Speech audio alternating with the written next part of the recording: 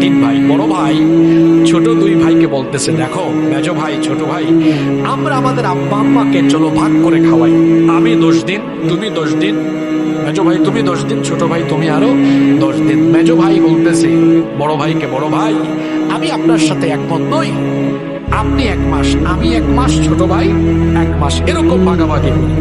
দুই ভাইয়ের এই কথাবার্তা শুনে ছোট ভাই বলতেছে বড় দুই ভাইকে, বড় ভাই মেজো ভাই শোনেন, একটা দাবি আপনাদের কাছে পেশ করি। তো বড় দুই ভাই বলতেছে করো। ছোট ভাই বলতেছে আব্বা আম্মাকে ভাগাভাগি করার দরকার নাই, আব্বা আম্মা দুজনকে সারা জীবনের জন্য আমার কাছে দিয়ে দেন। দেখছে ছোট ভাইয়ের উপর দায়িত্ব দিয়ে দিলে আমরা তো বাঁচলাম, আব্বা আম্মাকে দেখাশোনা করা লাগবে না, চিকিৎসাও করানো লাগবে না, খরচাপাতি কমে যাবে। এই তিন ভাইয়ের কথাবার্তা শুনছে এক চাচা। চাচা গিয়ে ছোট ছেলেকে বলতেছেন, ভাতিজা তুমি তো ব্যাককল। ছোট ছেলে বলতেছে, চাচা আপনি আমাকে ব্যাককল বললেন কেন?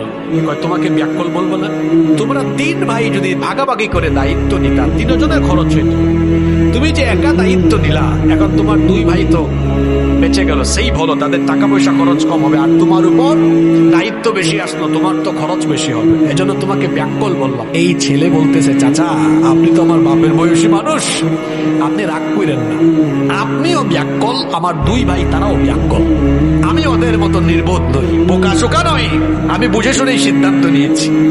আমি যখন ছোট ছিলাম আমার আব্বা আম্মা আমাকে ভাগ করে নাই, আমার বাবা মা আমাকে স্নেহ মমতা ভালোবাসা দিয়ে প্রতিপালন করেছে, এত স্যাক্রিফাইস এত ত্যাগ। আমার বাবা মাথার ঘাম পায়ে ফেলে পয়সা উপার্জন করে আমাকে খাইয়েছে, লালন পালন করিয়েছে, ঢাকায় পাঠায় আমাকে পড়াশোনা করেছে।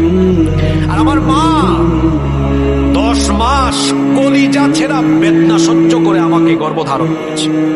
আমার এই মা মাংসের গোশতের মাছের সবচেয়ে ভালো টুকরাটা আমাকে খাওয়াইছে। এরকম কষ্ট করে করে আমার বাবা মা আমাকে লালন পালন করেছে, আমি কি আজ আমার বাবা মাকে ভাগ করবো নাকি?